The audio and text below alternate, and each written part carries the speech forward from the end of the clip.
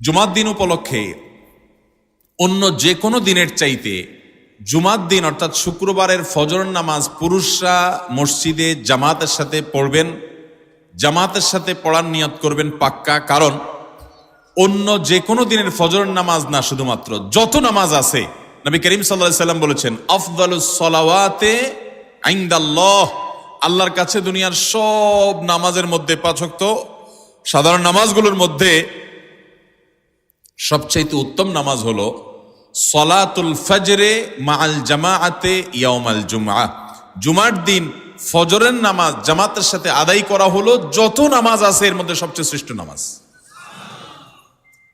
তাহলে জুমার দিনে এই বিষয়টা বিশেষভাবে খেয়াল রাখবো। জুমার দিন ফজর নামাজটা পুরুষরা কোথায় পড়বো, এবং সেটা বৃহস্পতিবার থেকে পরিকল্পনা শুরু করবো যে কালকের ফজর নামাজ যাতে কোনো অবস্থাতে আমার মিস না হয়। আমাদের আখিরাতের ব্যবসা এটা ভাই, আখিরাতের কারেন্সি সংগ্রহ করা। যত খুঁটে খুঁটে ভালো ভালো আমলগুলো করবেন, আপনার আমল নামাতে আমল সওয়াব জমা হতে থাকবে। চেষ্টা করবো তো ইনশাআল্লাহ। আমাদেরকে শয়তান অন্যদিন ফজরের নামাজ পড়ার সুযোগ হলেও শয়তান এমন ভাবে আমাদেরকে ধোঁকা দেয়, শুক্রবারে ফজরটা পড়াটা সবচেয়ে বেশি কঠিন হয়ে যায়। কেন জানেন? কারণ ইবলিস তো জানে হাদিস, আপনি জানেন না, হয়তো অনেকে হয়তো আজকে শুনছেন, আমি কোনো হাদিস না জানতে পারি, ইবলিস ঠিকই জানে যে ফজর নামাজ এই দিন যদিও জামাতের সাথে ফজর পড়ে ফেলায় তাহলে তোর আখিরাতের ব্যবসা অনেক দূর আগে যাবে।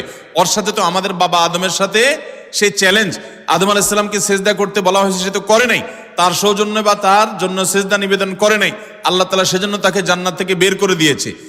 তার কারণে এই ইবলিস তখনই আল্লাহর সাথে, আল্লাহর সামনেই চ্যালেঞ্জ ছুড়ে দিয়েছে আদম আলাইহিস সালামের সাথে যে লা উগবিয়ান্নাহুম আজমাইন, আমি আদমের সব সন্তানগুলাকে পথহারা করে ছাড়বো, ওদেরকে জান্নাতের পথে চলতে দিব না। এই জন্য আল্লাহ তাআলার কাছে সে কিছু পাওয়ার চাইয়া নিছে।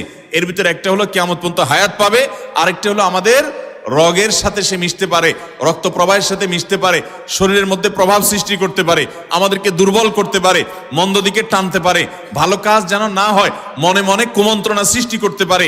এই পাওয়ার সে নিয়ে এসেছে। এজন্য তার সাথে আমাদের চ্যালেঞ্জ। সে হাদিস জানে যে জুমার দিন ফজর পড়লে আমাদের অনেক লাভ হয়ে যাবে। এই জন্য সে বৃহস্পতিবার রাতে, অন্য দিন যদি আপনি 10টা 11টা বা 11:30টায় ঘুমান, 12টায় ঘুমান, জুমার দিন অর্থাৎ বৃহস্পতিবার দিবাগত রাতে আইসা ইবলিস বলে, আরে পাগল হইছস, কালকে হলো শুক্রবার, দোকানদারি নাই, ব্যবসা নাই, চাকরি নাই, মহিলাদেরকে বলে কালকে পোলাপানের স্কুল নাই, মাদ্রাসা নাই, আজকে একটু টক শো, মিষ্টি শো, নাটক, সিনেমা, ইউটিউব, ফেসবুক, ওয়াজই শুন অন্তত। শয়তান কি বলে, ঠিক আছে তো যদি এত ফিল্ম দেখতে মনে না চায়, তুই যদি মুসলমান হস, নেককার হস, তো ঠিক আছে অমুক হুজুরের ওয়াজ শুন। এই হুজুরের ওয়াজ শোনাত লাগাই দিয়ে রাত 1টা 2টা পর্যন্ত পার করে দিল। এরপরে ফজর নামাজ ওর জামাতের সাথে মিস শেষ। ভাইরা আমার, প্রত্যেক বৃহস্পতিবার আসলে সন্ধ্যার সময় প্রতিজ্ঞা করব, সপ্তাহের অন্য দিন যদি আমার ত্রুটি বিচ্যুতি হয়ও আমি সেটাকে কারেকশন করার চেষ্টা করব, কিন্তু শুক্রবার ফজরটা পুরুষ হিসাবে আমি জামাতের সাথে পড়বই পড়বো। তার জন্য রাতে আগে আগে শোবো, ডাবল ট্রিপল অ্যালার্ম দিয়ে শোবো, অন্য নামাজি বন্ধুকে বলবো ফোন দিয়ে ডেকে দিবি, একে অন্যের সহযোগিতা করব, কিন্তু ফজরের নামাজ জুমার দিন ছাড়বো না ইনশাআল্লাহ। ঠিক আছে তো? কয়টা আমল হলো? 2টা। মনে রাখবেন তো ইনশাআল্লাহ? আগামী বছর তো আমার মাহফিল আমি আর করব না, কিন্তু আগামী বছর যে মাহফিল করবেন সে আলোচককে আমি রিকোয়েস্ট করবো ইনশাআল্লাহ, আয়োজকরা এটার সবক জননায় আগামী বছর দিতে পারবেন তো ইনশাআল্লাহ?